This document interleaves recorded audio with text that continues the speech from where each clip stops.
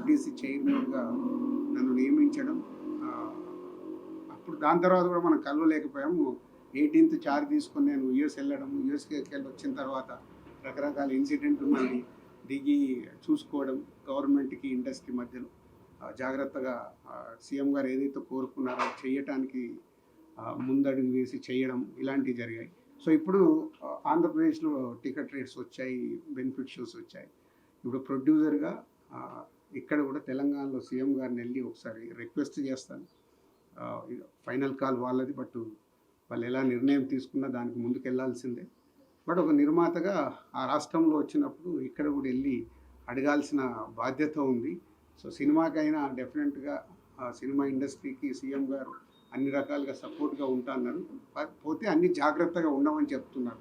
ఎలాంటి ఇన్సిడెంట్లు జరగకుండా జాగ్రత్తగా సీఎం గారు లాస్ట్ దాంట్లో చెప్పిన 3 పాయింట్స్, ఫార్మా కానీ, ఐటీ కానీ, సినిమా కానీ important for Hyderabad and Telangana state అని. సో దానికి పరంగా ఐఎమ్ ఎక్స్పెక్టింగ్ వెళ్ళి కలిస్తే ఏమైనా పాజిటివ్గా వస్తుందేమో అని. బట్ నిర్మాతగా నా ప్రయత్నం నేను చేయాలి.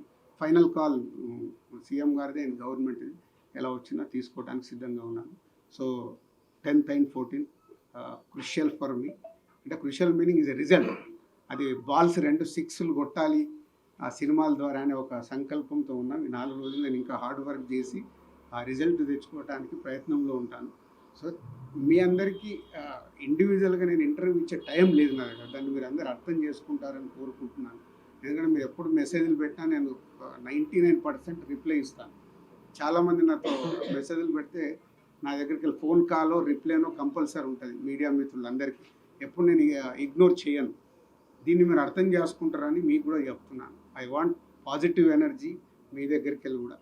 నాకు ఈ 10 రోజులు ఎలాంటి కాంట్రవర్షియల్ లేకుండా, ఏం లేకుండా మీ దగ్గరికి వెళ్ళి కూడా నాకు సపోర్ట్ కావాలి.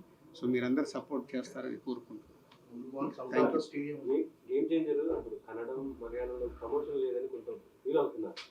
అంటే అదే చెప్పాను, ఇప్పుడు పాన్ ఇండియా చేసినప్పుడు ఫస్ట్ ఏది తెలుగు కోసం చేయాలి.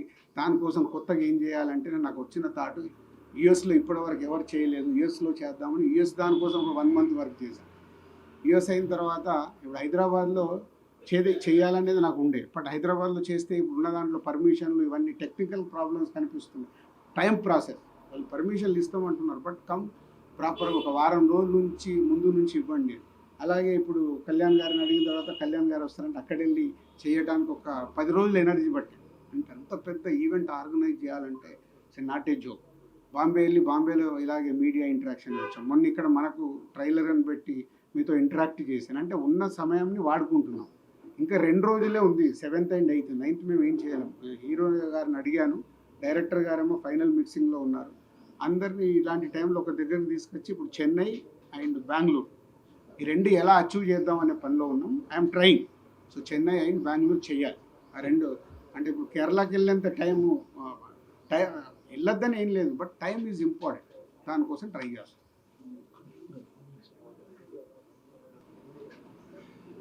ఇప్పుడే న్యూస్ అసలు తెలియదు. ఇదే అలా అంత పెద్ద ఈవెంట్ చేశాక ఎవరో 2 రిటర్న్ వెళ్ళేటప్పుడు ఎక్స్పైర్ అయ్యారని ఇప్పుడే చెప్తున్నారు.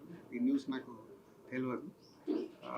అందుకే కళ్యాణ్ గారు కూడా చాలా ఇంత పెద్ద ఈవెంట్ చేసినప్పుడు ఎవరికి ఏమైనా నాకు బాధగా ఉంటుంది. దీన్ని అవాయిడ్ చేయటానికి కూడా కళ్యాణ్ గారు అడిగారు, లేకుండా ఏమైనా వెళ్ళొచ్చాను. లేదు సార్, మాకు ఒక ఈవెంట్ కావాలని నేను చరణ్ గారు అడగడం జరిగింది.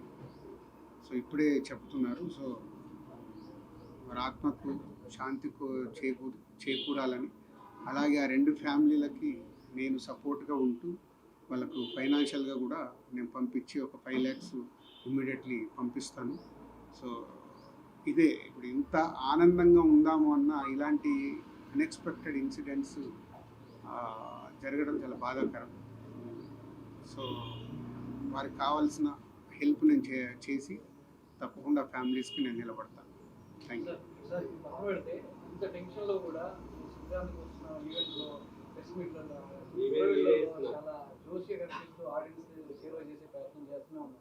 ఇంత ఒత్తిడిలో కూడా మీరు సినిమాను ప్రేక్షకులకు తీసుకోవడానికి మీకు మోటివేషన్ చెప్పారు పవన్ కళ్యాణ్.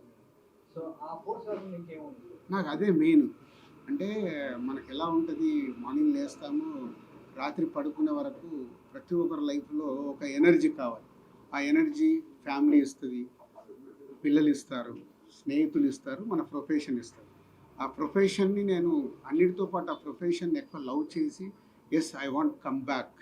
నేను ఎందుకు సక్సెస్ పర్సంటేజ్ లాస్ట్ 5 ఇయర్లో తగ్గిపోయిందనే దానికి సినిమాల మీద పనిచేస్తూ ఆ ఎనర్జీ తెచ్చుకుంటూ చేయడం.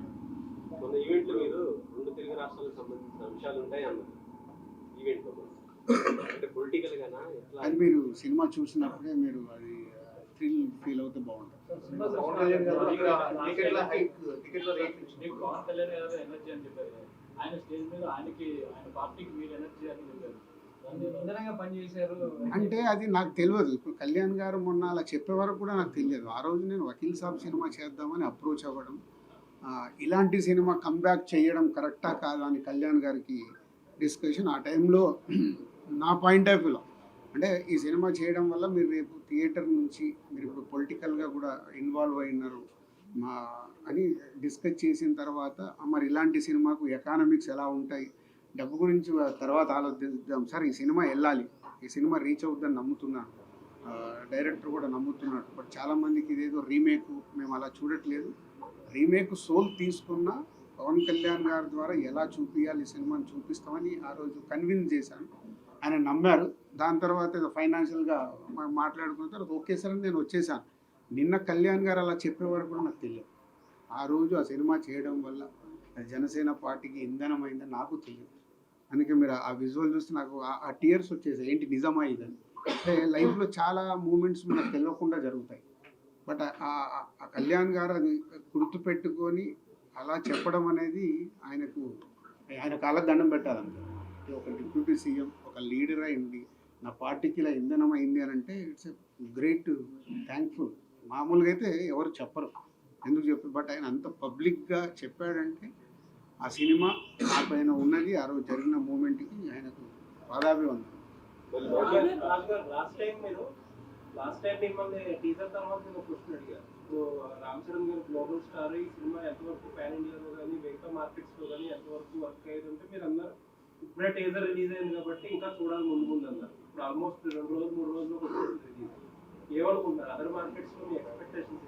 ఫస్ట్ పాన్ ఇండియా యా ఎవ్రీవేర్ రీచ్ అవుతుంది. అంటే ఏ రేంజ్లో రీచ్ అవుతుంది అనేది ఇప్పుడు తెలుగు స్టేట్స్, మన తెలుగు వాళ్ళు ఉన్న దగ్గర అయితే it's going to is extraordinary నా ఫీలింగ్. ఇప్పుడు అదర్ లాంగ్వేజ్లోకి వెళ్తున్నప్పుడు వాళ్ళు సినిమాని ఎలా చూస్తున్నారు, ఎలా ఓన్ చేసుకుంటున్నారు అనే దాని మీద డిపెండ్ అయి ఉంటుంది. అది వాళ్ళు మార్నింగ్ షో అయ్యాక వాళ్ళ రెస్పాన్స్ని బట్టి డిపెండ్ అవుతుంది. మనం ముందు ప్రెడిక్ట్ చేయలేము, ఎందుకంటే ఇది ఒక సోషల్ కాస్ట్లో వస్తున్న సినిమా కాబట్టి. ఈ సినిమాలో ప్లస్ పాయింట్స్ ఏంటి, వావ్ సాంగ్స్ ఉంటాయి.